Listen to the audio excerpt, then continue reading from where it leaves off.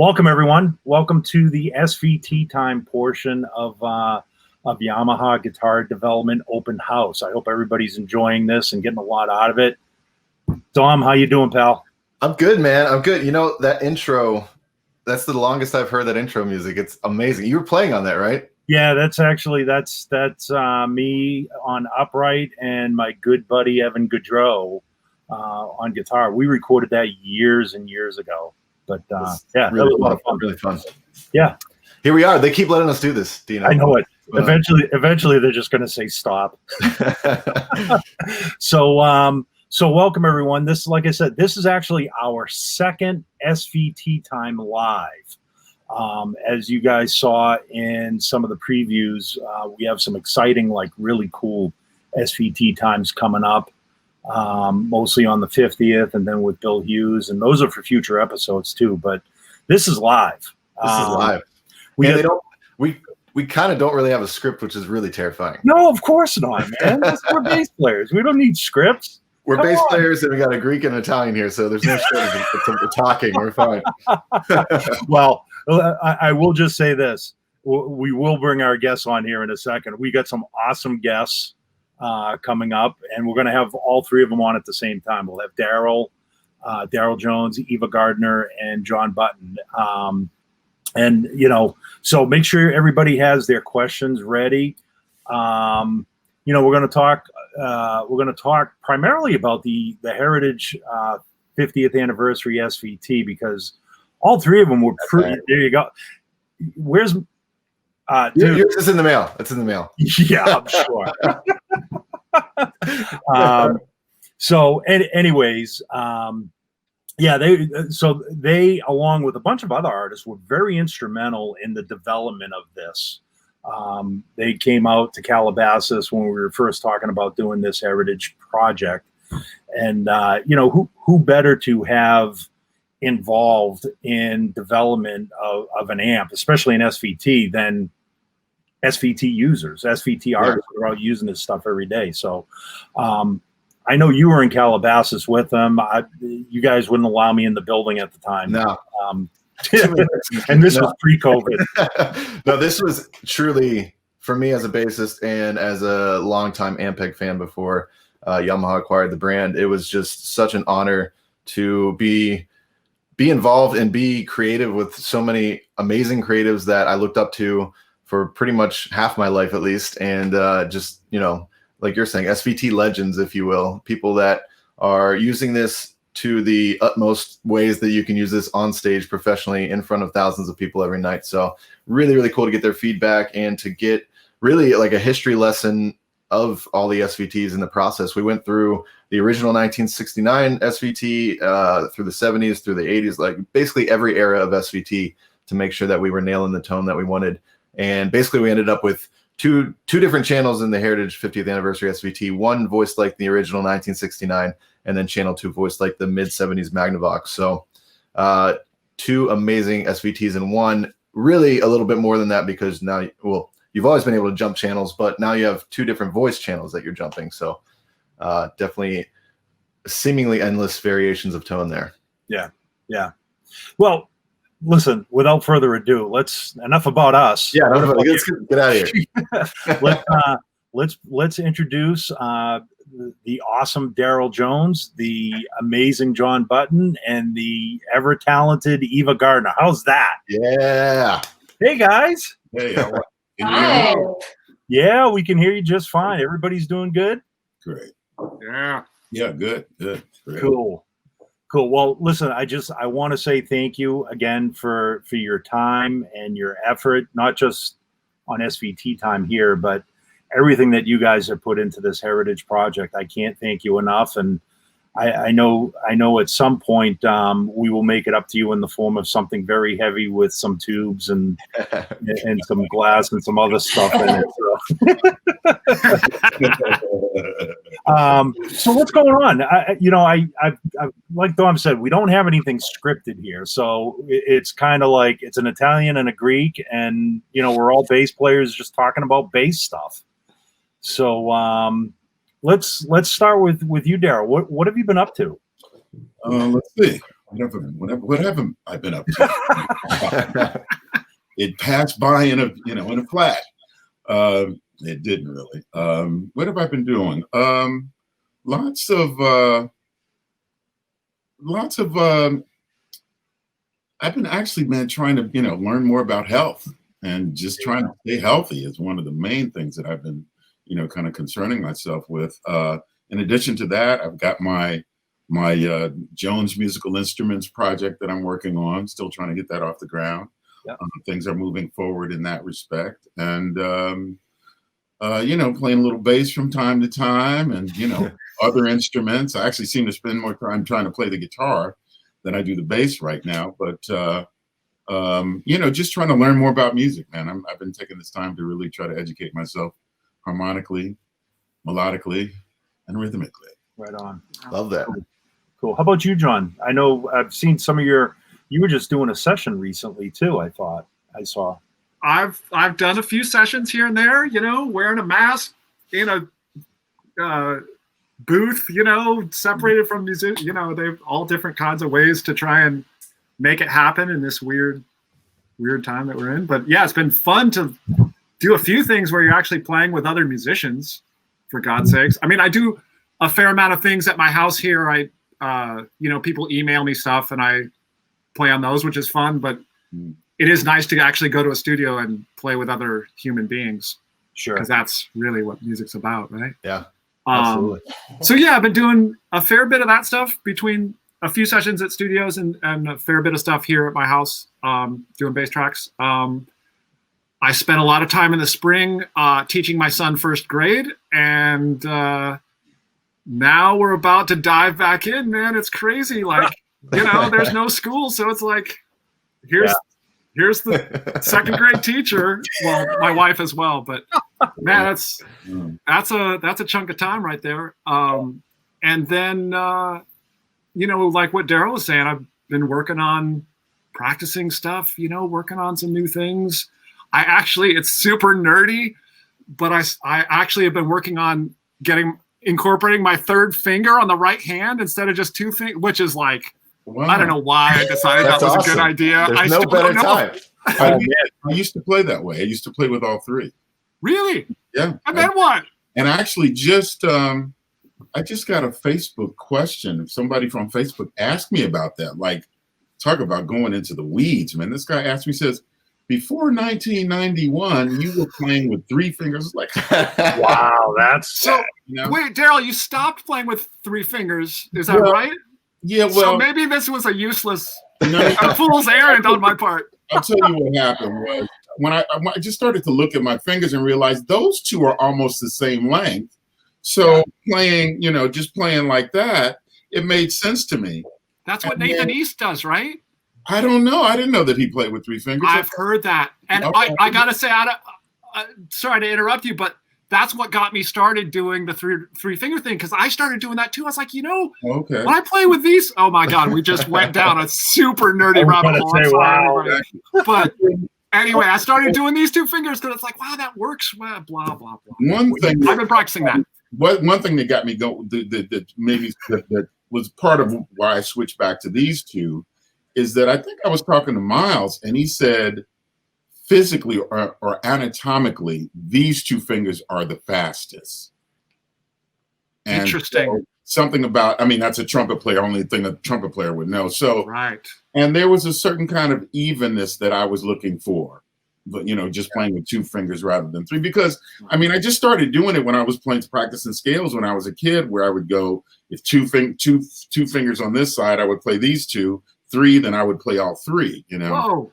But then, and then another thing to move back into the area that you're going into, I just saw a film of Niels Henning Ørsted Pedersen playing acoustic bass, and he was playing with at least three fingers on this hand. So, there's something there, Wow.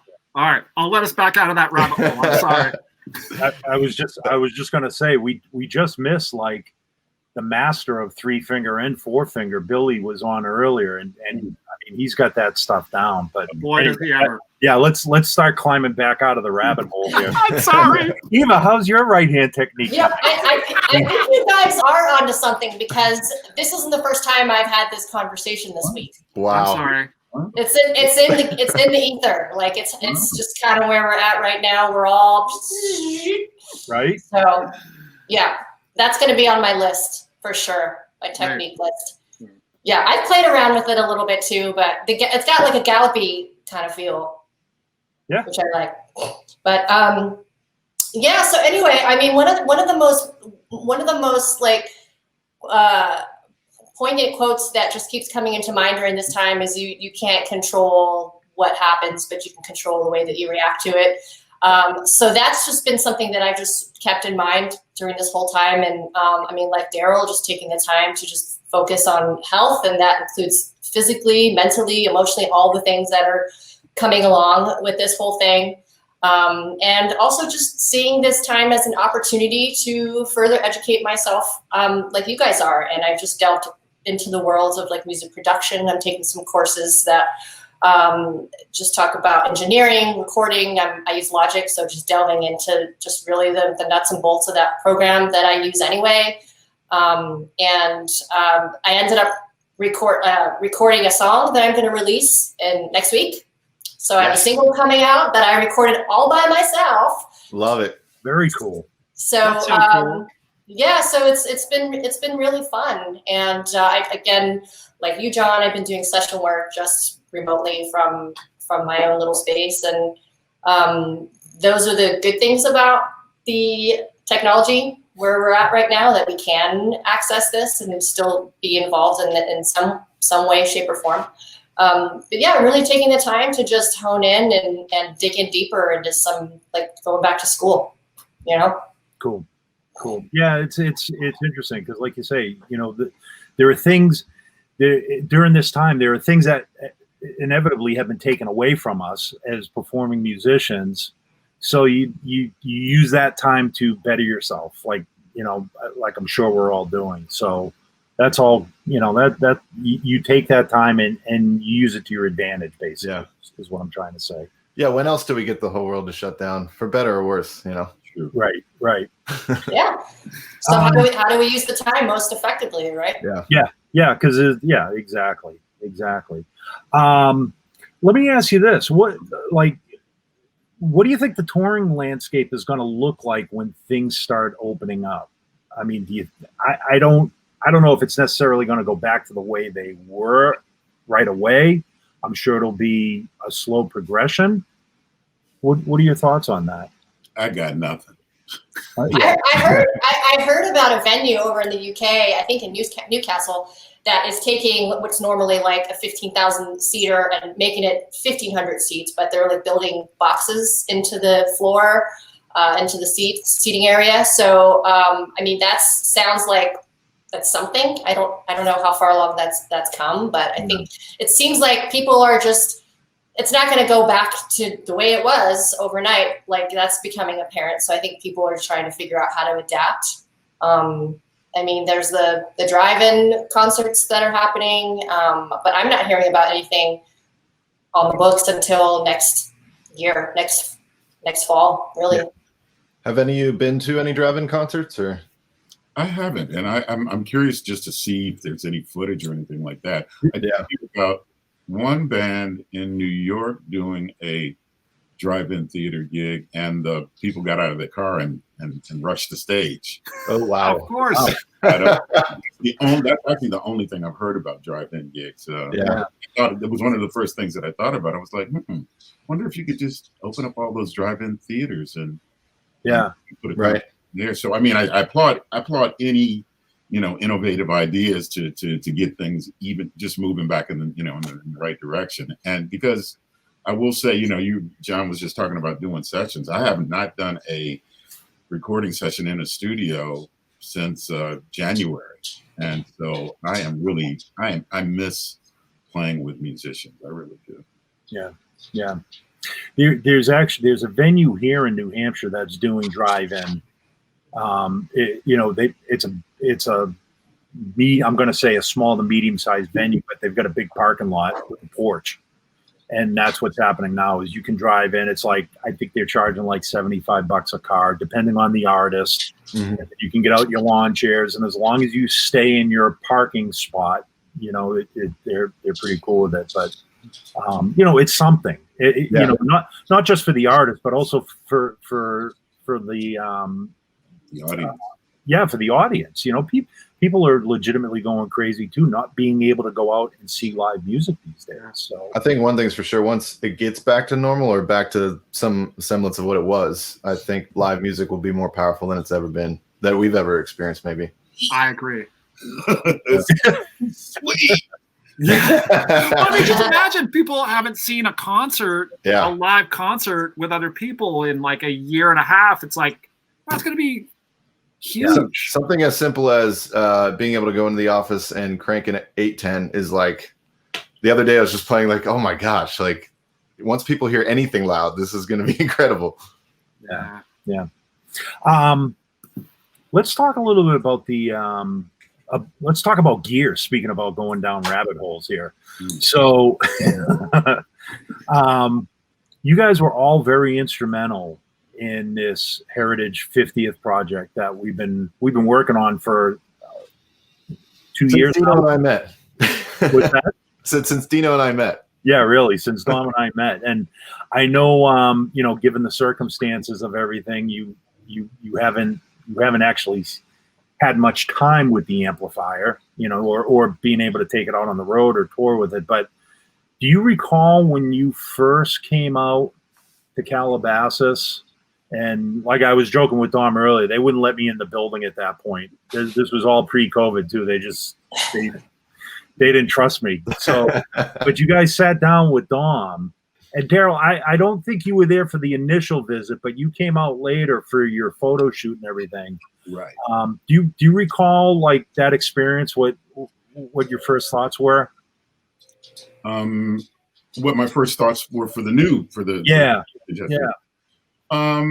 Not so much, man, because I think we were busy trying to get pictures that day, so we didn't really do a lot with the amp.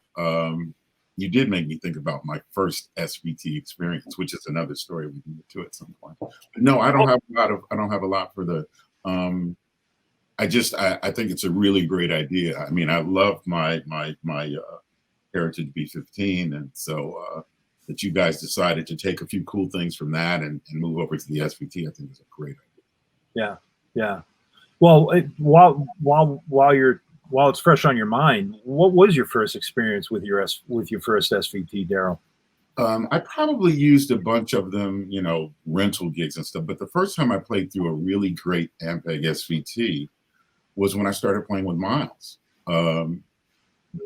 Mark Allison was the bass tech. He was like the everybody tech, actually, but he was, you know, a bass tech with the band, and he had an Ampeg SVT. I'm not sure from which year.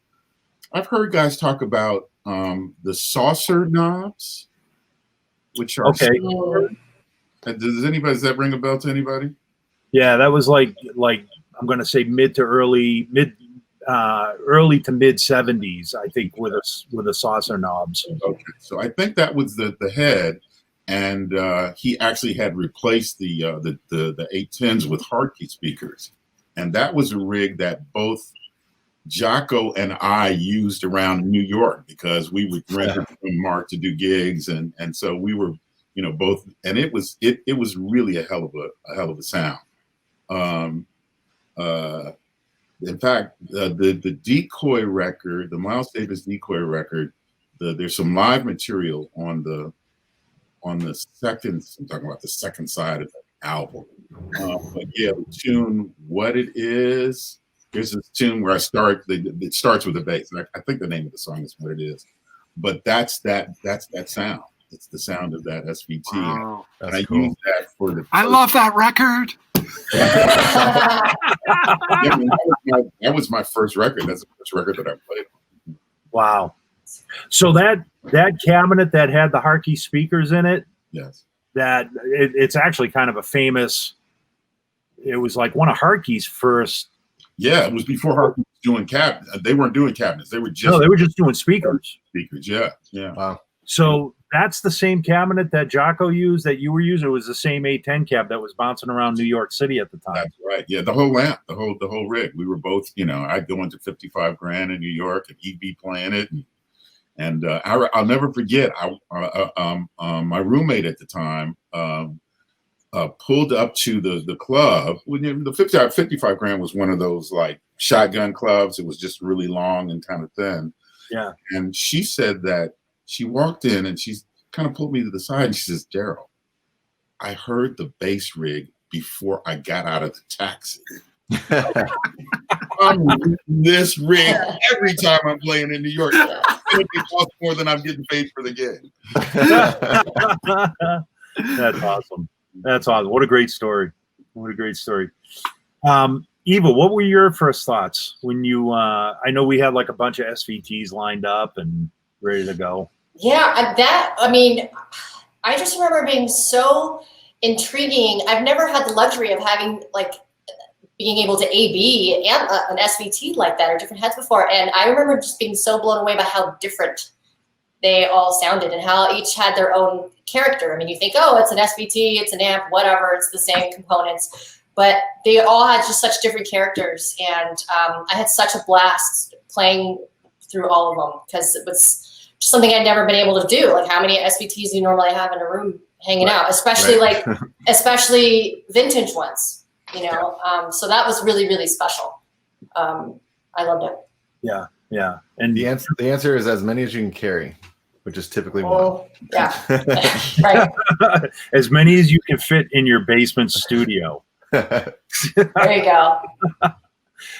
And then Jon, what were your thoughts?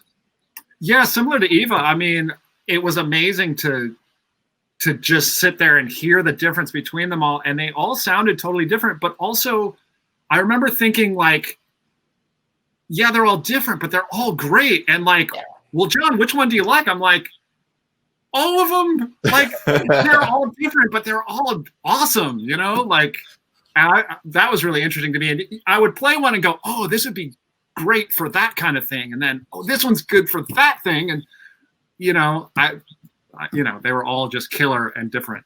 Yeah. And I think that like that whole approach was kind of what prompted us to say, well, you know, why choose?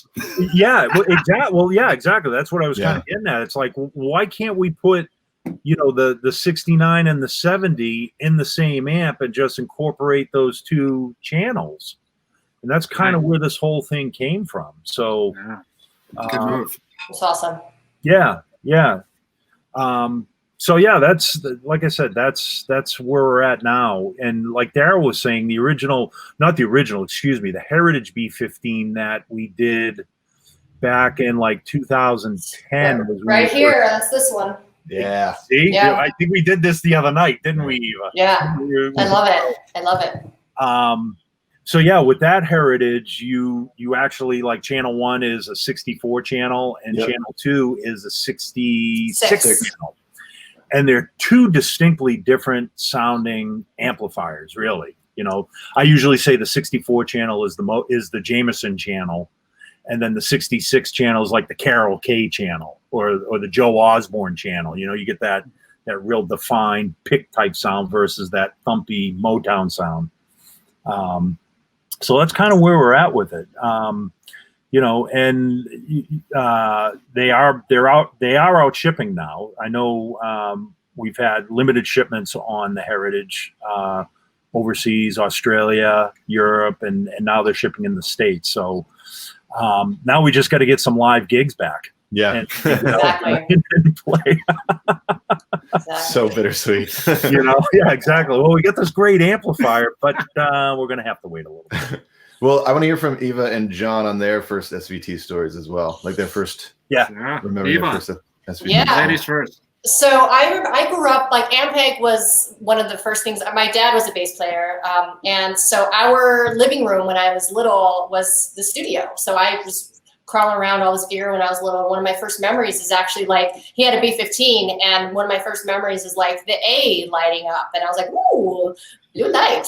And so that was just like, it's forever just like burned into my brain. So Ampeg was always like a household name for me. So growing up and starting to play bass, I only had that B15 really as a point of reference. And then I was, when I got to, I think I was probably about 18 or something, I was like, it's time I got my own Ampeg.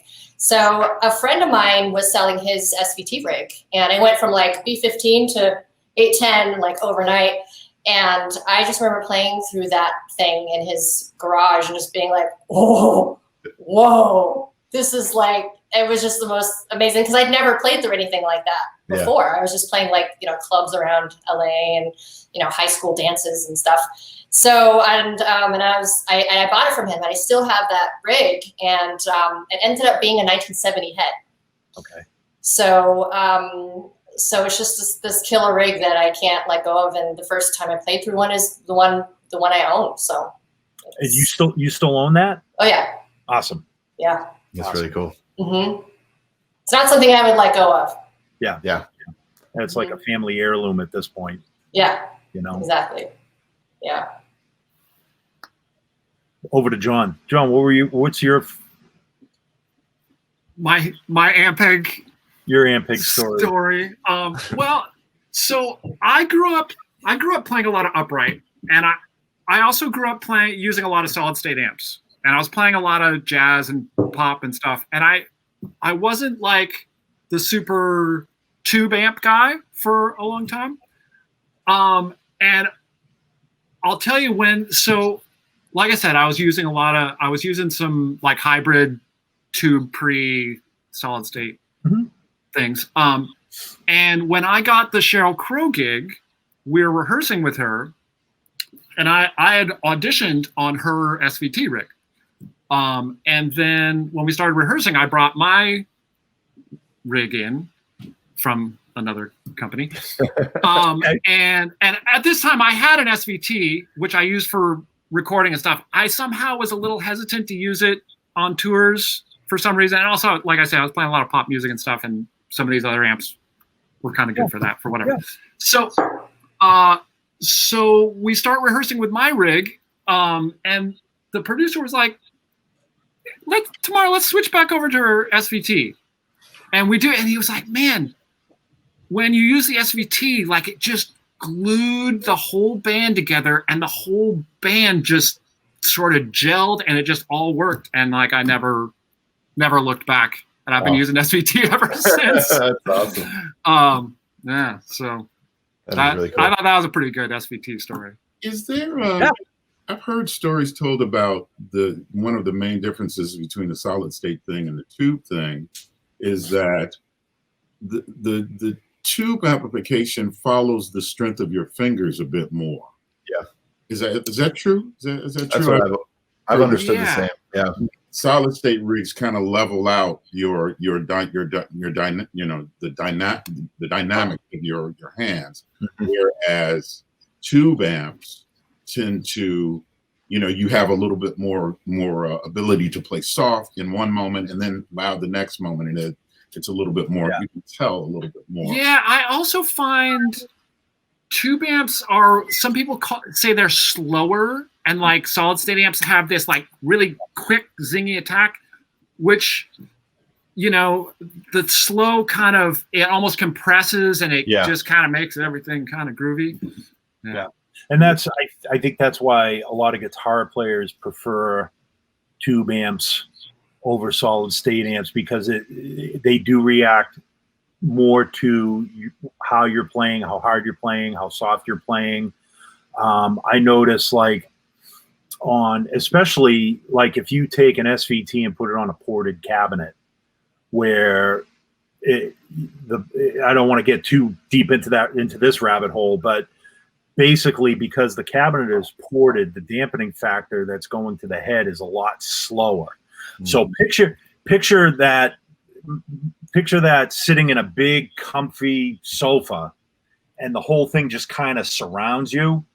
it's kind of that same idea when you're trying to play, when you're playing an SVT through a. I agree 100%. It's just like, it's like everything is just really squishy and hard to move around in, but it's just so comfortable. Mhm. You know what I mean? Versus, you know, you get this modern bench from, let's say, IKEA that doesn't have as much padding on it, and it suits the purpose, and it's really comfortable, but you can get up and down from it really quick because it doesn't suck you in. That's great. I hope That's damn near poetic. Leave it to the Greek to be poetic.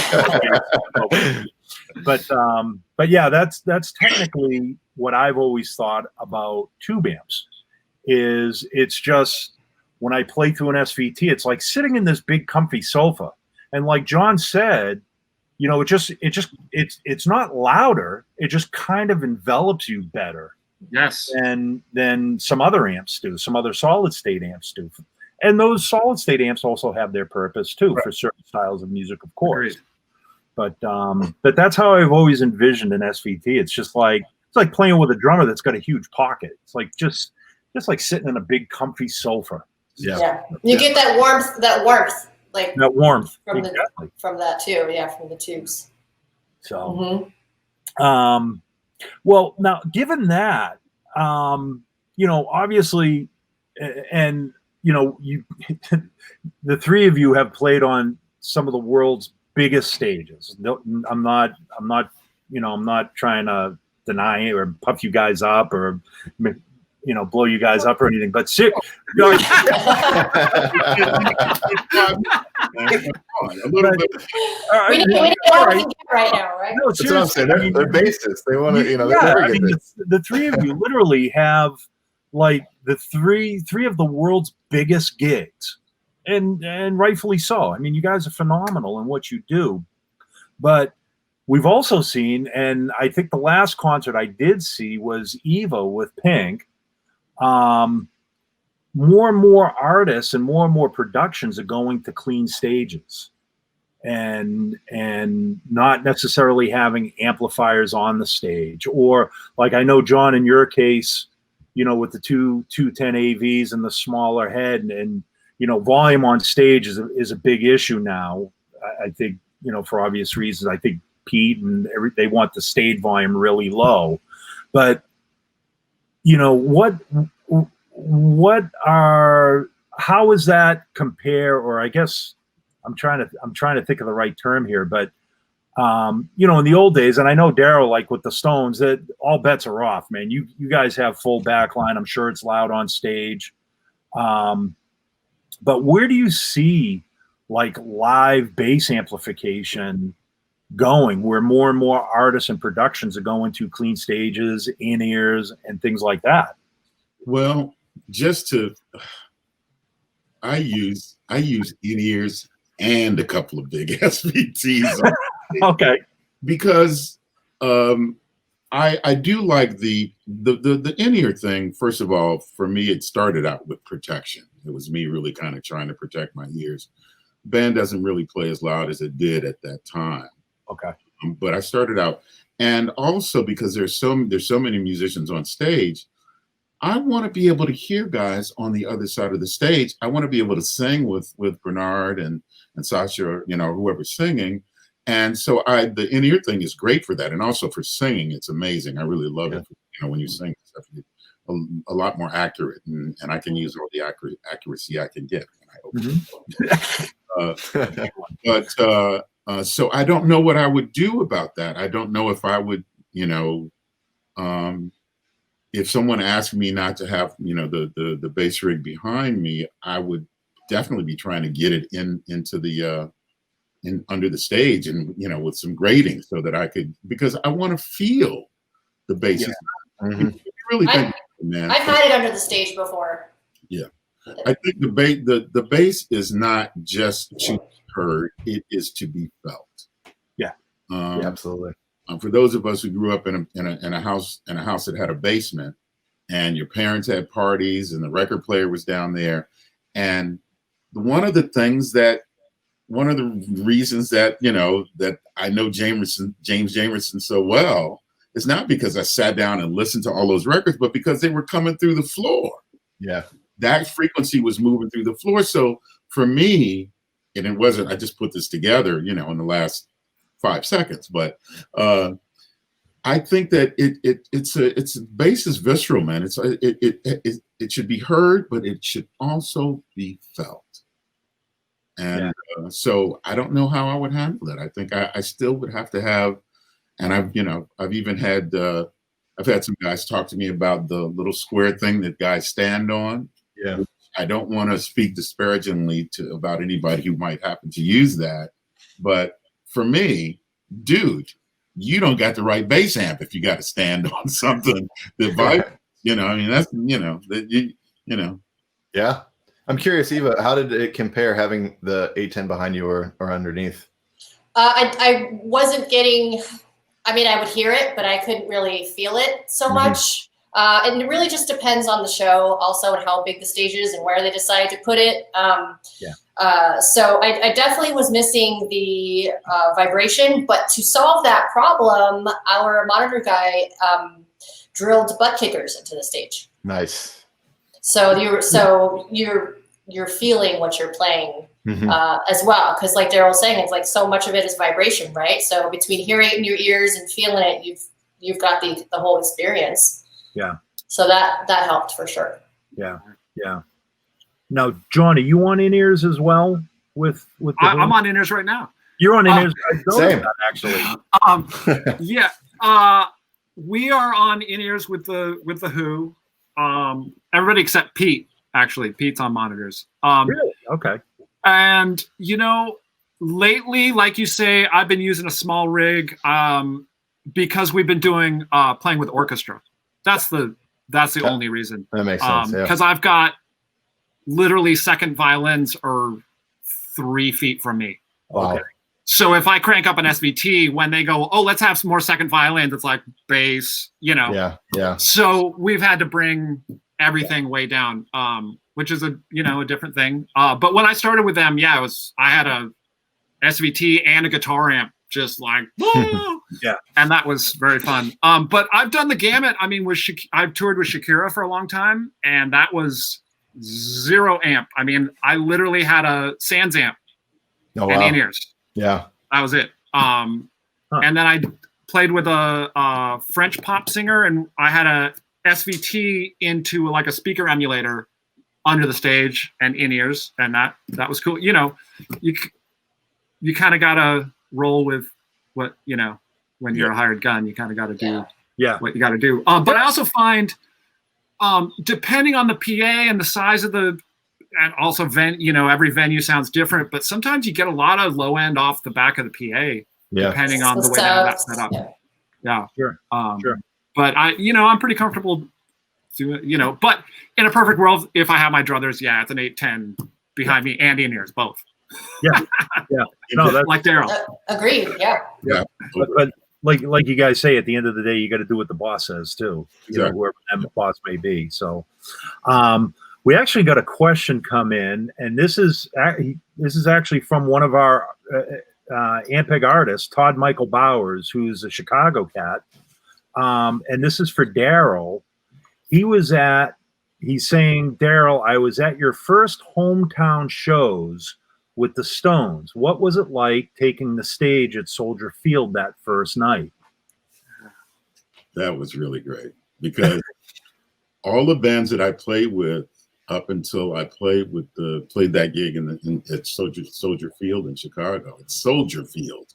I just found out about 2 years ago, not Soldiers Field, which is what I called it for all those years before that. My mother took me and my brother and a few people in the neighborhood to see James Brown. Wow. And so, and like I say, Sting and Madonna, all of these bands that I played with in Chicago before, none of them played in town. There would always be like a gig out in, Ravinia or someplace outside of, the city. So when they said we're going to play in Chicago, I was like, oh, great. Where are we playing? And they said Soldier Field. I was like, yes. That just because it's like the South Side of Chicago. It's not. Yeah. South, but it's considered where I grew up on the south side of Chicago. It's a venue that you pass by anytime you drive down the lake. And so just on the level of that, it was really, really special to me. And I think mostly that, and just that it was real hometown, not far from where I grew up, and very close to my stomping ground where I played around town and stuff like that. So it was just really, really special. I love playing that place. We played, I think the second or third time we played there, it was freezing and everybody was complaining, and I was just happy. I was just like, yeah, it's outside of Chicago. It's how close it is, That's hey, awesome. Darryl, I have a story for you. So before you had that gig, so Dad and Ron Wood were in their first band together. They grew up in the same neighborhood.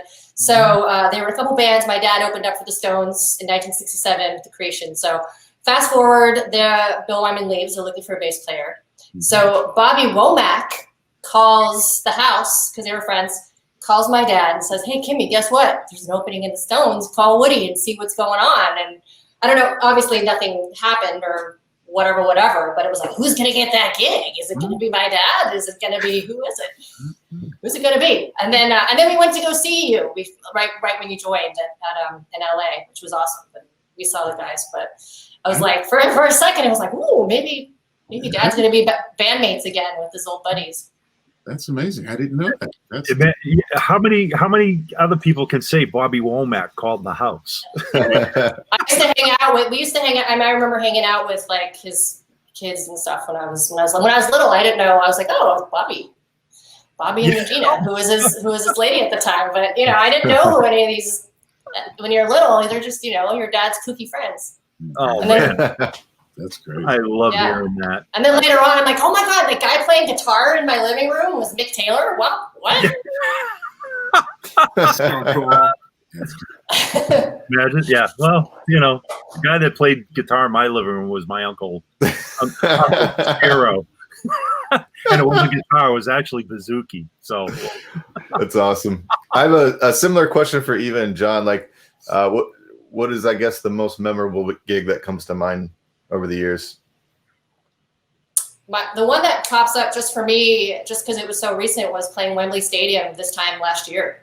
That was on my bucket list forever, and getting to be on that stage 2 nights in a row in London, kind of where it all started for me with my family, and that was just an epic. Like, that was it, man. Yeah, it was really special. That's great. Mm-hmm. Yeah, Darryl, when you're talking about a hometown show, it's interesting for me because I grew up in Fairbanks, Alaska. That's deep. I didn't know that, man. And nobody goes up there. I've never had a hometown show. Oh wow! Man. Sheryl Crow on her schedule, it popped up for a second, like Fairbanks, Alaska. I was like, oh, no way, and then it went away. It just makes no sense to like the cost of getting a tour up there compared to playing for the 4 people that live there. No offense to all my friends in Alaska, but it doesn't make any sense. But I've lived in LA for a long time. So just recently, last year, The Who played Hollywood Bowl. And that was, it was such a historic venue, and, all my friends are there, and that was huge. For sure. That's incredible. Those are all bucket listers for sure. Yeah, really. Now, but Jon, now I feel like I want to add Fairbanks, Alaska on there just because nobody does it. There you go. I think that should be everybody's bucket list now. Mm-hmm.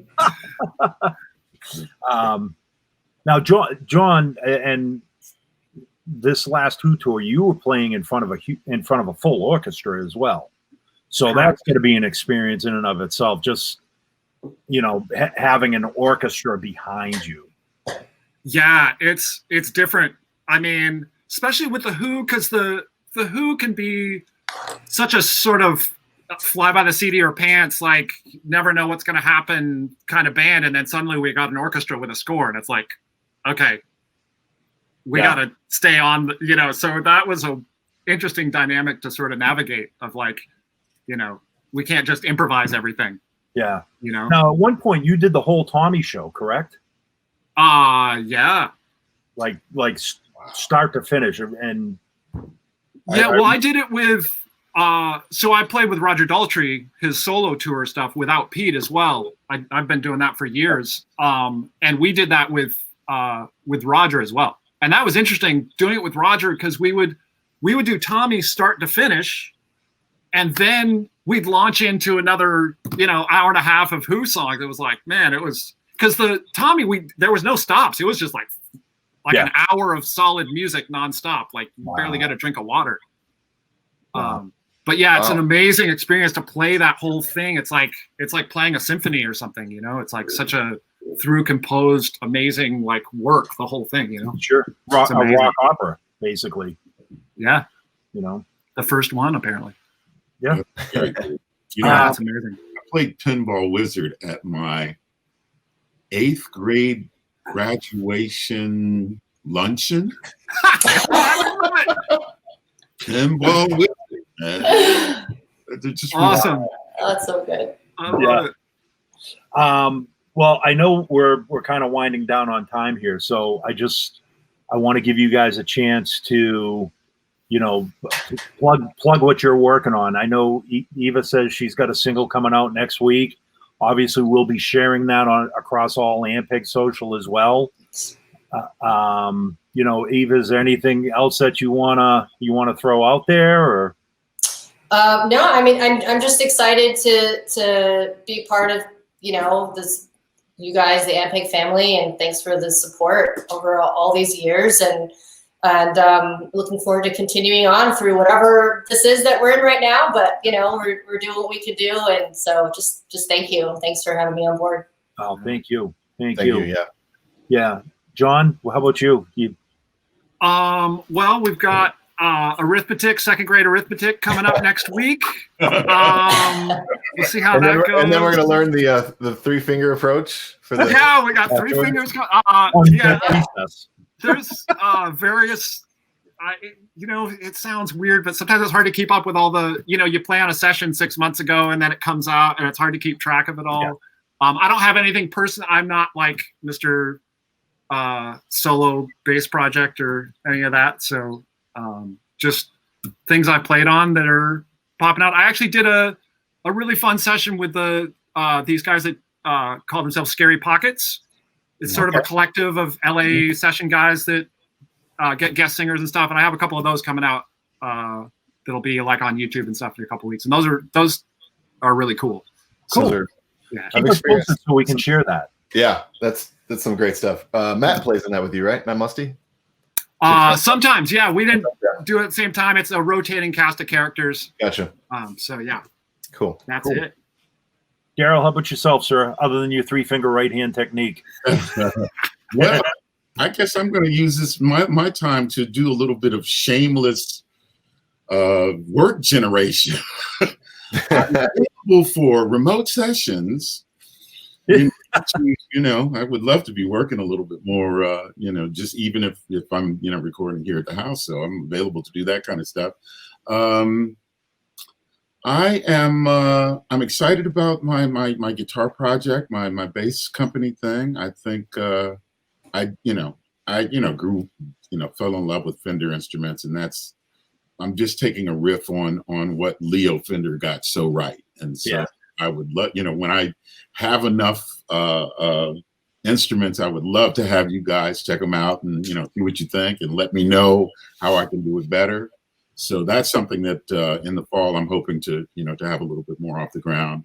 And that's cool. And I really want to do a lot of, want to let people know about it as soon as I'm able to really supply some folks and instruments. And Darryl, you're making guitars and basses, right? Yes, I am. Yeah, that's what I thought. Yeah. Cool. I will say this: when you brought your bass out to Calabasas for the photo shoot, it is an amazing sounding instrument. Like it's got that old school Fender thump to it, if you will. It's really a cool bass. It's just a great bass. I can't. I'm mainly saying that for Eva and John too. If you guys haven't checked one out. Well, what pickups? What are you doing for pickups? I have been using Lindy Fralin pickups on a lot of the things, but different. Since it's I'm kind of looking at the kind of a kind of base model, but for folks like you, whatever you want to do, if you have pickups that you love, then we're ready to work with you on that. One of the things, the radius, front of the neck radius, is something that I'm very, very sensitive to. I didn't realize it. I was just kind of trying to figure out, well, why does that instrument feel so much more at home to me than some of the newer stuff? And I realized I grew up playing Fenders with a little bit more, circular radius. And so I'm really taking a page from that, and a lot of time, one of the things we found out with the Lakeland bass was guys would pick it up and play it and go, wow, man, this feels at home to me. I feel at home on this. And I think it's because part of it's because of that radius thing. Wow. So, but it's a flatter radius, more modern thing than like the C neck, is it the C? Yeah, well, I'm thinking about even the front of the neck. I mean, the 7 1/4 radius, and we might not end up going, quite that curved with everything, but a little bit more than a lot of the instruments now. The radius is 10 and 12 and sometimes 14, so it's much flatter. Yeah.